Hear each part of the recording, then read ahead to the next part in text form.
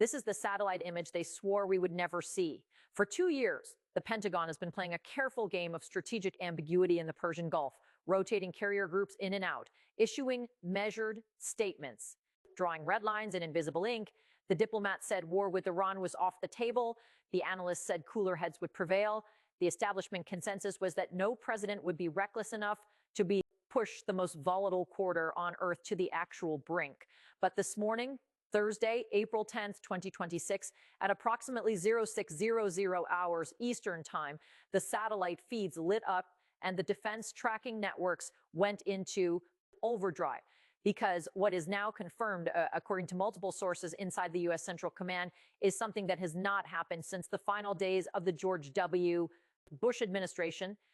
The United States Air Force has repositioned 2 full wings of strike aircraft. We are talking about F-35A stealth fighters, and we are talking about B-52 Stratofortresses carrying long-range cruise missiles.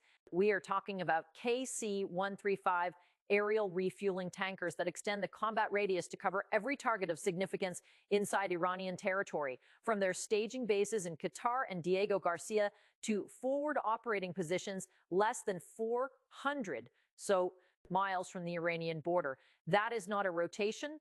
That is not an exercise, and that is a coiled fist. Buckle up, because what happens in the next 72 hours could determine the fate of the global energy market, the stability of the dollar, and whether a war that kills tens of thousands of people begins before the week is out. Here's what you need to understand before we go any further. This didn't happen in a vacuum. The repositioning of American air power to the doorstep of Iran is the product of a cascading series of intelligence failures, diplomatic miscalculations, and financial pressures that have been building for 18 months. Sources inside the National Security Council describe the environment as the most dangerous since the Cuban Missile Crisis. And those are not people given to hyperbole. To understand why we are staring down the barrel of a potential regional catastrophe, we have to go back to the deal that was supposed to prevent exactly this. In January 2025, the Trump administration inherited a Middle East that was already on fire. The Gaza war had bled into Lebanon. Hezbollah had taken catastrophic losses but had not been destroyed. Iran had watched its proxies degraded, had watched its prestige bleed out in real time, and had drawn one conclusion from the experience: the Americans would not go all the way. Tehran looked at the Gaza ceasefire, looked at the reluctance to hit Iranian soil directly, and decided that the threshold for direct action against the United States and its interests was higher than anyone in Washington was willing to admit. That calculation is now being tested. The specific trigger for Thursday's repositioning, according to leaked intelligence assessments circulating in the defense community, was a combination of 3 simultaneous developments that, taken individually, might have been manageable, but taken together constitute what one senior Pentagon official described to a national security journalist as a, quote, strategic explosion in slow motion. The first development: Iran's uranium enrichment program has crossed the 90% purity threshold at its Fordow facility, the underground bunker buried 300 feet inside a mountain in central Iran, and signals intelligence collected in the last 96 hours suggest the Iranians are now moving enriched material toward weaponization components. This is not a projection. This is not a worst-case model.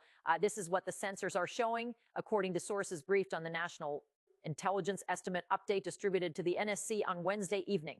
The second development: Iran-backed Houthi forces in Yemen fired a hypersonic anti-ship missile on Tuesday that struck and seriously damaged the USS Bataan, a 40,000-ton amphibious assault ship operating in the Red Sea, killing 11 American sailors and wounding 37.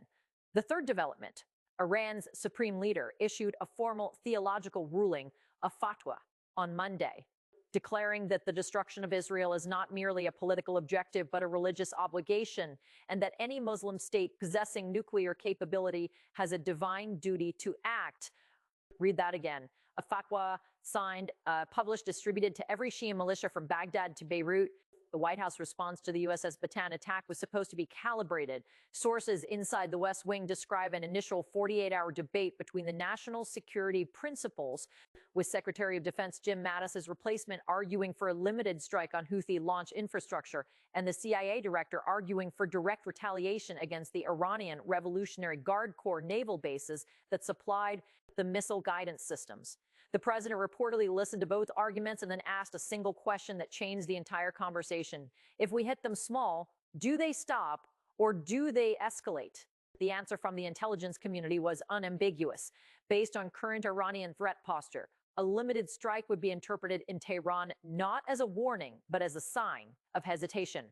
The Supreme Leader Circle has been wargaming this scenario for 3 years, and they believe the data shows this. They believe that the domestic political situation in America, the economic fragility after the Japan bond crisis, and the institutional fatigue from Ukraine make the United States unwilling to absorb a prolonged regional conflict. They are betting that America blinks. The president, according to 3 sources familiar with his thinking, has decided to demonstrate that this bet is catastrophically wrong. But here's the catch. Moving the aircraft is not the same as ordering the strike. And the gap between those 2 actions is where the entire constitutional and geopolitical architecture is now being stress tested. Here is the technical reality of what a strike on Iran's nuclear infrastructure actually requires. We are not talking about a surgical pinprick. The Fordow enrichment facility is buried under 300 feet of reinforced mountain rock. The only munitions in the American inventory that can credibly damage it are the GBU-57 massive ordnance penetrator.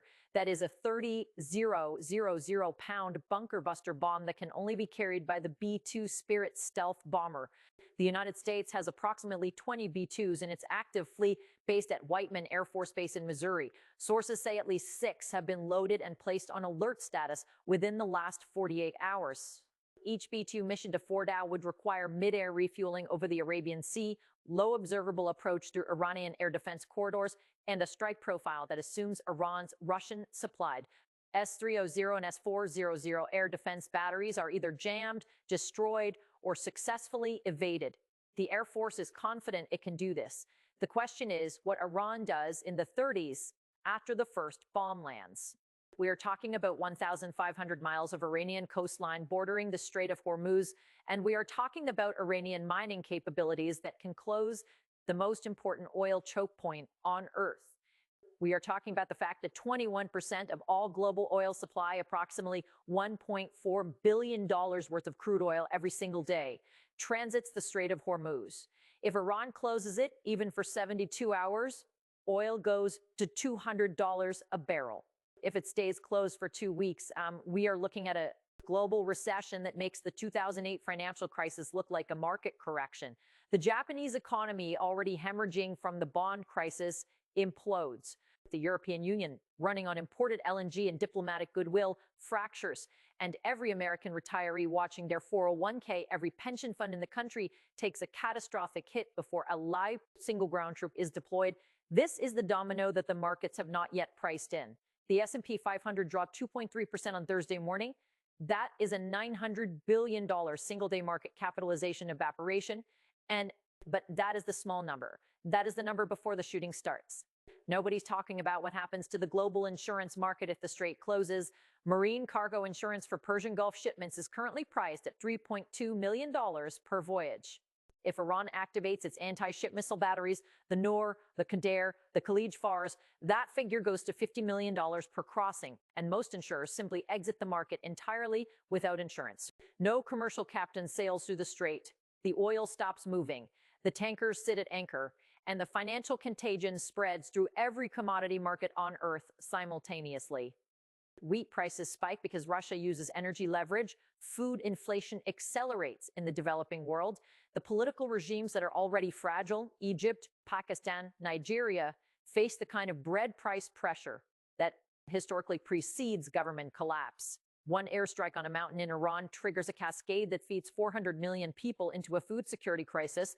That is not alarmism. That is logistics. It gets worse. Sources inside the Pentagon's Joint Chiefs structure describe a specific Iranian response scenario that keeps the war planners awake at night. It is called the Thousand Cuts Doctrine. Iran does not respond to an American strike with a single massive retaliation that gives Washington a clean target. Instead, the IRGC activates its entire regional proxy network simultaneously. Hezbollah fires its 130,000 rocket arsenal at Israeli population centers, Tel Aviv, Haifa, and the Ben Gurion airport corridor. Hamas remnants activate sleeper cells. Shia militias in Iraq begin targeting the 2,500 American troops still stationed at Al-Assad air base with drone swarms that cost $800 each to manufacture and $2 million each to intercept with Patriot batteries. The Houthis launch everything they have at Saudi oil infrastructure. The Aramco AbQIQ facility, the single installation that processes 7% of the world's total oil supply, goes offline. All of this happens in the first 6 hours. America wins every engagement militarily. And yet the economic damage is so severe, so broadly distributed, and so politically toxic that the definition of winning becomes impossible to explain to the American public. This is the trap Iran has spent $40 billion building. And the warplanes moving forward means someone in Washington has decided to step into it. Sources say the congressional leadership was briefed, and I mean briefed in the constitutional sense, not the ceremonial sense, at 0400 hours Thursday morning in a classified session at the Capitol. According to sources familiar with the briefing, the reaction was not unified. The Republican leadership largely supported the posture, but there were reportedly 4 Republican senators who explicitly warned the White House that any strike launched without formal congressional authorization would trigger an immediate war powers resolution challenge, and the Democrats, still in the minority, are preparing what sources describe as a, quote, constitutional nuclear option, a privileged resolution that would force a floor vote on war authorization within 48 hours of any strike. This is the political trap layered on top of the military trap layered on top of the economic trap. The president can order the planes forward, he can put the missiles on the rails, but the moment the first munition releases, the constitutional machinery starts grinding. And the administration that just survived a financial siege over the Trump Organization is now simultaneously fighting a war in the Middle East, a constitutional crisis in Congress, and a financial collapse in the bond markets. 3 simultaneous crises, 0 margin for error. Here's what the psychological profile of this administration tells us about what happens next. The president has publicly stated on at least 6 separate occasions that Iran will never be allowed to have a nuclear weapon on his watch. He has said this to Bibi Netanyahu. He has said this at Mar-a-Lago fundraisers. He has said this on Truth Social at 2 in the morning. Sources close to the president describe a man who views the USS Bataan attack not merely as a military provocation, but as a personal humiliation. 11. American sailors are dead. The ship is limping toward Bahrain. The images of the damage are on every network. The president reportedly watched the footage 4 times and said nothing for 3 minutes. His staff describes the silence as more frightening than the rage, because the rage is manageable. The silence means a decision is being made, and the decision that is being made, reportedly, according to 3 separate sources with direct knowledge of the Wednesday night National Security Council session, is that the United States will conduct a strike on Iranian nuclear and military infrastructure within the next 96 hours unless Tehran meets a set of conditions so demanding they are functionally designed to be refused. Those conditions, according to sources familiar with the diplomatic back channel running through Oman, include the immediate cessation of all uranium enrichment above 5% purity, the expulsion of all IRGC Quds Force personnel from Iraq and Syria, a formal written repudiation of the Supreme Leader's fatwa, and reparations payments to the families of the 11 sailors killed aboard the USS Bataan. We are talking about Iran publicly humiliating its supreme leader. We are talking about dismantling 40 years of regional policy. We are talking about conditions that no government on earth could accept and survive. Sources inside the Omani Foreign Ministry described the Iranian response to the preliminary communication as, quote, predictably contemptuous. The supreme leader's office reportedly responded with a single-sentence message. The Islamic Republic does not negotiate with guns pointed at its head. The diplomatic window is closed. The 96-hour clock is running. Let's push the scenario to its worst-case architecture, because that is what history demands when we are standing at this particular precipice. Worst-case scenario 1, the strike happens, and Iran's response is not the 1,000 cuts doctrine, but something far more catastrophic. Intelligence assessments that have been circulating in classified channels for the past 6 months suggest that Iran has successfully miniaturized a crude radiological device, not a nuclear weapon in the traditional sense, but what the defense community calls a dirty bomb with a yield sufficient to contaminate several city blocks and render them uninhabitable for decades. The target, according to the threat matrix, is not Israel. The target is the port of Ras Tanura in Saudi Arabia, the single largest oil export facility on the planet, processing 7 million barrels per day. A radiological contamination event at Ras Tanura does not merely shut down the facility for weeks, it shuts it down permanently. You cannot decontaminate a major port facility from radiological dispersal. You abandon it. Saudi Arabia loses its primary export terminal overnight. The price of oil goes to $300 a barrel.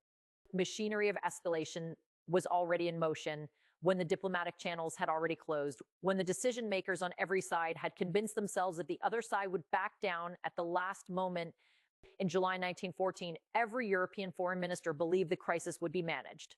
In August 1990, Saddam Hussein genuinely believed the American response to Kuwait would be limited to economic sanctions. In March 2003, the Bush administration genuinely believed that Iraqi WMD programs were active and that the occupation would be welcomed. The institutional confidence that justifies each of these decisions is structurally indistinguishable from the POC institutional confidence circulating in Washington, Jerusalem, and Tehran right now. The terrifying difference is that 3 of the actors in this crisis have nuclear weapons, and the 4th is within 90 days of acquiring one.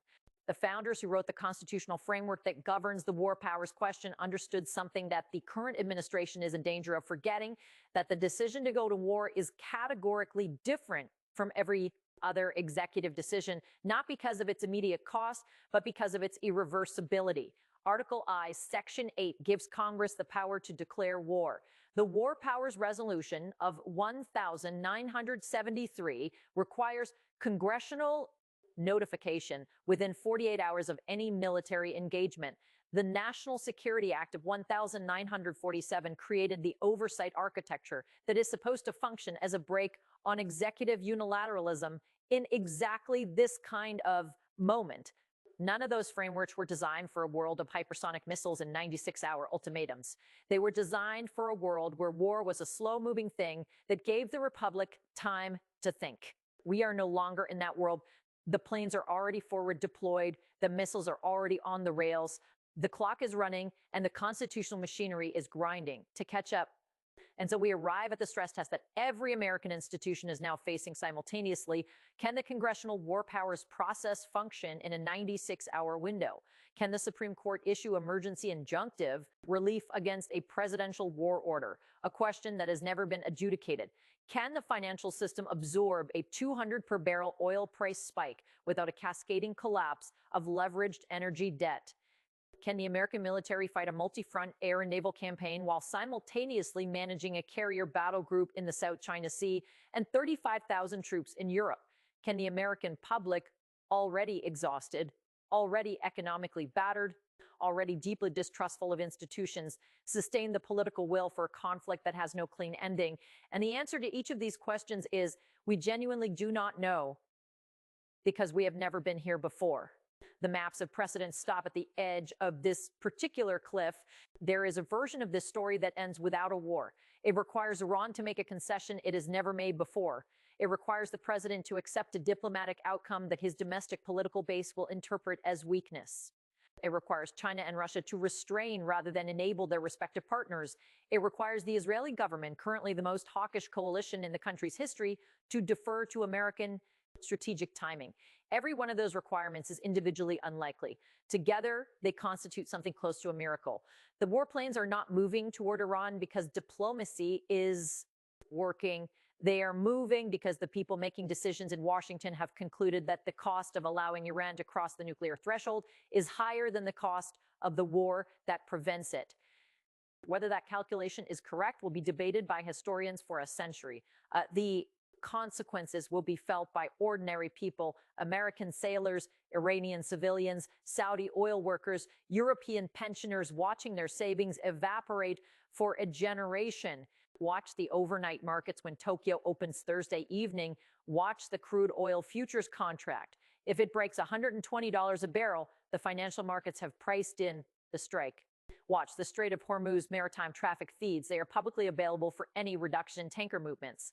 If the tankers start diverting around the Cape of Good Hope, the insurance market has already concluded that the strait is about to become a war zone. Watch for the emergency session of the UN Security Council, which sources say the British have already begun organizing.